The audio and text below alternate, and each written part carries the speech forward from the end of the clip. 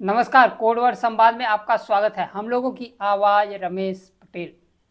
Cockroach जनता party ने सबको लोकतंत्र का पाठ पढ़ा दिया। देश को छात्रों ने रास्ता दिखा दिया। उत्तर प्रदेश में मोहम्मद अली जौहर विश्वविद्यालय बचाने के लिए स्वामी प्रसाद मौर्य ने संसद का मार्च किया और प्रदेश भर में विश्वविद्यालय सहित प्रदेश भर में धरना प्रदर्शन के कार्यक्रम चल रहे हैं।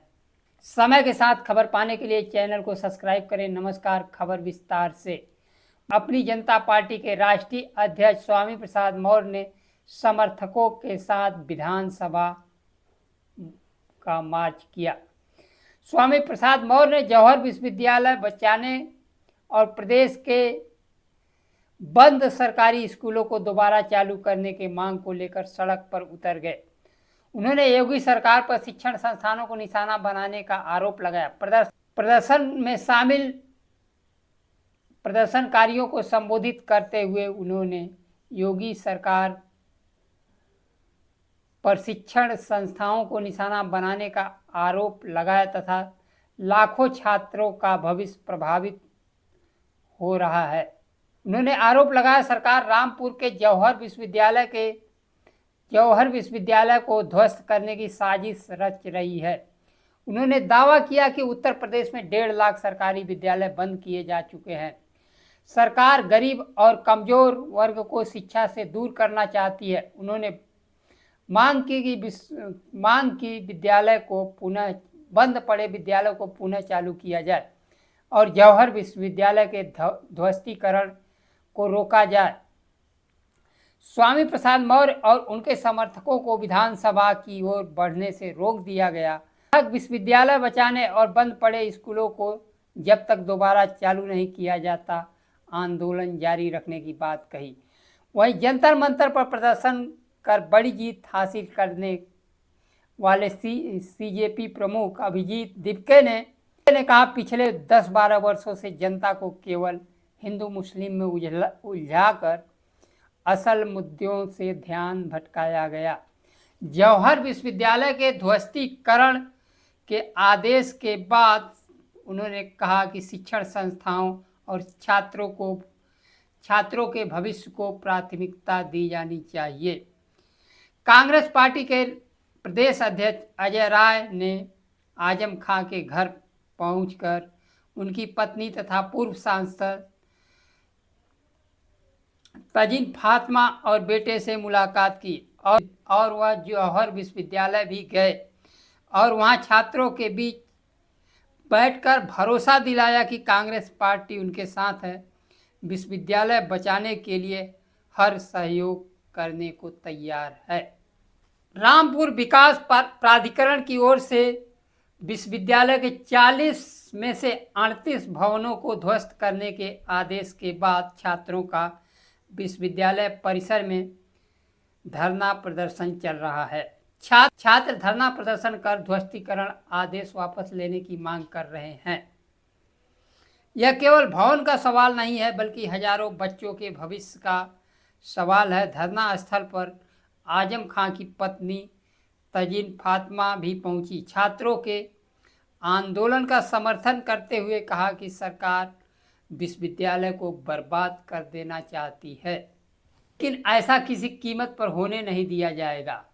सीजेपी के आंदोलन से जिस प्रकार से छात्रों को समर्थन मिला है, अब देश के छात्र और आंदोलनकारियों को भरोसा बढ़ गया कि अब हमें भी आज़ादी मिल सकती है। जनता पार्टी ने भी जौहर विश्वविद्यालय के ध्वस्तीकरण को लेकर धरना प्रदर्शन की बात कही थी। उसके बाद योगी सरकार, मोदी सरकार जमीन पर उतर आए और विश्वविद्यालय को ध्वस्तीकरण का निर्णय फिलहाल टाल दिया गया है। देश में लाठीचार्ज और पेपर लीक को लेकर नए कानून को लेकर संसद में बहस चल रही है। जहां बिहार, बंगाल, उत्तर प्रदेश, दिल्ली सहित अन्य राज्यों में प्रदर्शनकारियों को गिरफ्तारी की बात चल रहा था, वहीं काकरोच जनता पार्टी के प्रवक्ता के चेतावनी के बाद मोदी सरकार ने फिर कदम पीछे खींच ली है और प्रत्येक भारतीय जनता पार्टी शासित राज्यों ने छात्रों को रिहा करने और किसी भी तरह के धारा लगाकर जेल भेजने का कदम को वापस खींच लिया है। संसद में प्रियंका गांधी ने कहा, किसके आदेश पर AK-47 और पैलेट गन चलाया गया, इसका जवाब गृह मंत्री प्रधानमंत्री सदन में आकर दें।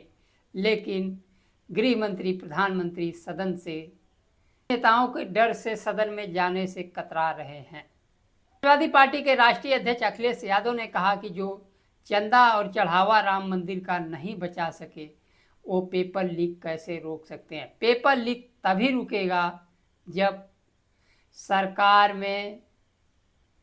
सरकार के पास इच्छा शक्ति हो। सरकार नहीं चाहती कि पेपर लीक रुके। अगर पेपर लीक सरकार रोकना चाहती तो पूर्व केंद्रीय शिक्षा मंत्री धर्मेंद्र प्रधान का स्वागत नहीं कर रही होती। वह स्वागत उन लोगों का कर रहे होते जिसके बच्चों ने आत्महत्या की और जिसने धरना प्रदर्शन में लाठी खाई।